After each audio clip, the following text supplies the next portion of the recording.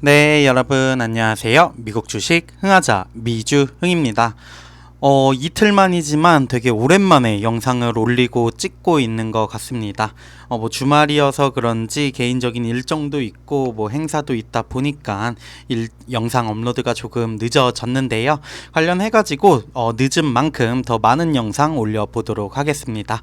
이번에 가져온 소식 조금은 새로운 종목에 대한 얘기인 것 같습니다. 이전에 팔란티어나 소파이 관련한 주식에 대한 내용이 아니라 도큐사인과 관련한 소식이 있어서 가져와 봤는데요. 아무래도 이제 또 새로운 종목들을 꾸준히 찾아봐야 할 것 같고 또 식견을 넓힐 필요가 있기 때문에 도큐사인 관련한 소식 한번 가져와 봤습니다. 최근 주식 흐름 어떤지 살펴보고 향후 주가 예측에 대해서 어느 정도의 실적을 예상하고 있는지 전문가들 분석까지 알아보는 시간 가져보도록 하겠습니다. 6월 8일 목요일 시장이 마감된 후 도큐사인은 4월 30일 종료된 회계 1분기 수익을 보고했다고 합니다.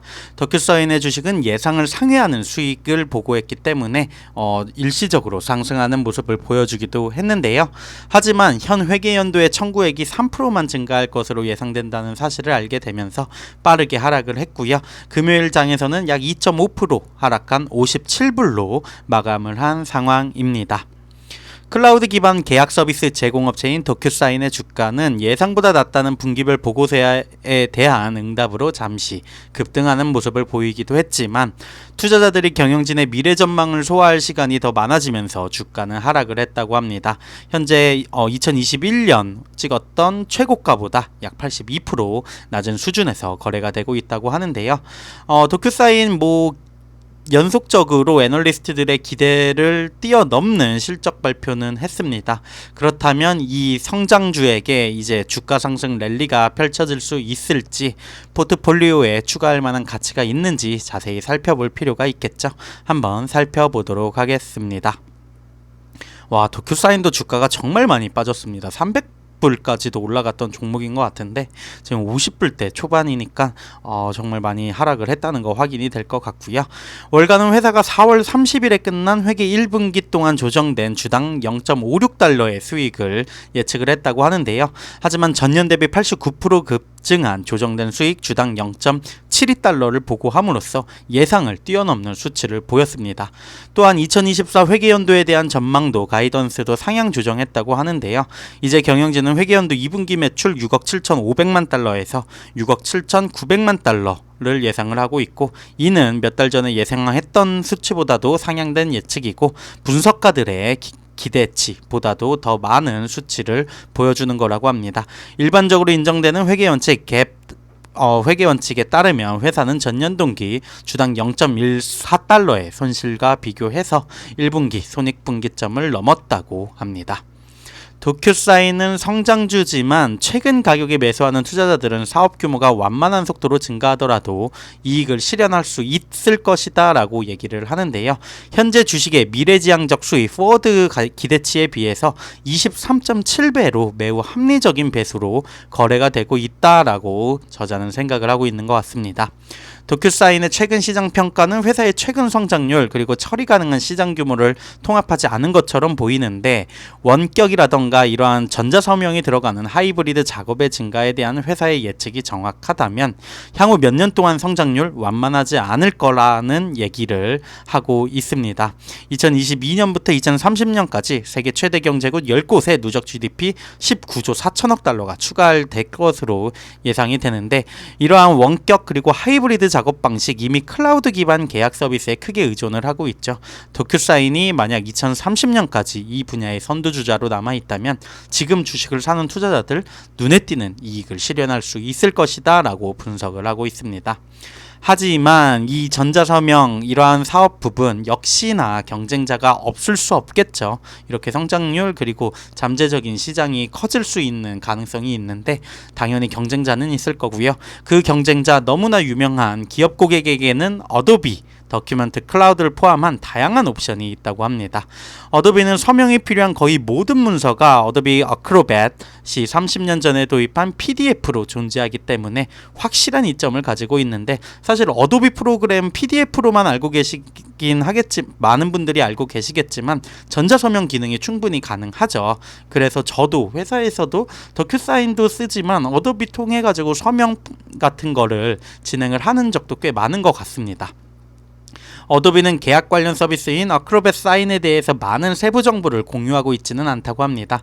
하지만 요즘 더큐사인보다 빠르게 성장하고 있을 걸로 예측을 하는데, 3월 3일 종료된 어도비의 회계 1분기 동안의 더큐먼트 클라우드 부분 수익은 전년 대비 13% 증가했다고 하고요. 내년 1월에 끝나는 더큐사인의 2024 회계연도 동안 경영진은 청구액이 2023 회계연도에 비해서 단 3% 증가할 것으로 예상을 했다고 합니다. 이러한 예상이 아무래도 주가를 초반에 급등했다가 떨어지게 된 이유겠죠. 그렇다면 결론은 뭐냐? 이 저자는 그냥 둘 다 사라고 얘기를 합니다. 어크로뱃의 오랜 인기 그리고 모든 계약 서비스와의 관계는 어도비에게 강력한 이점인데요. 즉 더큐사인이 극복할 수 있는 이점이 될 수 있다라고 생각을 하는 것 같습니다. 1분기에만 더큐사인은 의료 부분에서 훨씬 더 많은 비즈니스를 추진할 수 있는 방식으로 전자 건강 기록과의 상호 운용성을 향상시켰다고 하고요.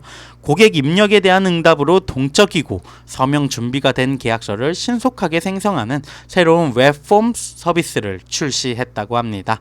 더큐사인 또는 어도비가 정기적으로 앞서 나갈 가능성이 있는지 추측하기보다는 두 주식의 일부 주식을 구입을 하면서 최소 5년 동안 어느 정도 장기적인 관점에서 이 전자서명이라는 클라우드 기반의 전자서명이라는 산업에 대한 투자를 하는 것이 낫지 않을까라고 하는 게 저자의 의견인 것 같습니다.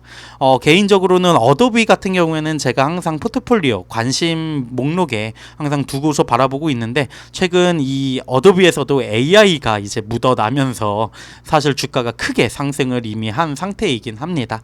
이러한 부분이 있기 때문에 또 들어가는 게 마냥 쉽지만은 않은 것 같은데, 어도비도 아직 전고점 대비해서는 많이 하락을 한 상황이기 때문에 약간의 눌림이라던가 조정이 있으면 포트폴리오에 추가할 만한 종목이라고 생각이 들고요. 더큐사인 같은 경우에는 조금 더 전자서명에 특화된 업체라고 볼 수 있겠죠. 물론 사업에 대한 뭔가 다른 수익원 창출 만들어내는 부분이 필요할 수는 있겠지만, 전자서명 산업에 투자를 한다라고 하면은 더큐사인도 꽤나 괜찮은 선택이 되지 않을까라고 생각을 합니다. 하이 리스크 하이 리턴이니까요. 실제로 더큐사인의 애널리스트 예측치를 살펴보면요, 2023, 2024, 2025, 2026년까지 약 20%에서 30%, 뭐 2001년간은 또 약간은 성장이 정체되는 모습도 있지만 전체적으로는 10% 이상의 성장률을 보일 것으로 예상이 되고 있습니다. 23명의 애널리스트 레이팅 평가를 통해 가지고 평균적인 목표 주가는 $66고요. 전체적으로는 홀드 의견을 주고 있습니다. 분기별 실적 그렇게 나쁘지 않은 수치로 보여지는데, 애널리스트 같은 경우에는 4명의 바이, 14명의 홀드, 그리고 4명의 매도 의견이 있는 상황입니다. 최근 3개월, 1개월, 그리고 최근까지 살펴보면은 조금 더 비중 확대에 대한 부분이 추가가 되기는 하였는데, 이러한 부분이 또 실적 발표 이후에 어떻게 변동이 될지 변동성에 조금 더 주의를 기울여야 할 필요가 있을 것 같고요. 과연 전자서명 업체에서의 더큐사인 어디까지 성장을 하고 어떠한 실적으로 증명을 해 나갈지 관심 깊게 지켜볼 만한 종목인 것 같습니다. 네, 더큐사인과 관련해서 종목 알아봤고요. 계속해서 테슬라, 팔란티어 관련한 소식들 꾸준히 이어나가도록 하겠습니다. 지금까지 미국 주식 흥하자 미주흥이었습니다. 감사합니다.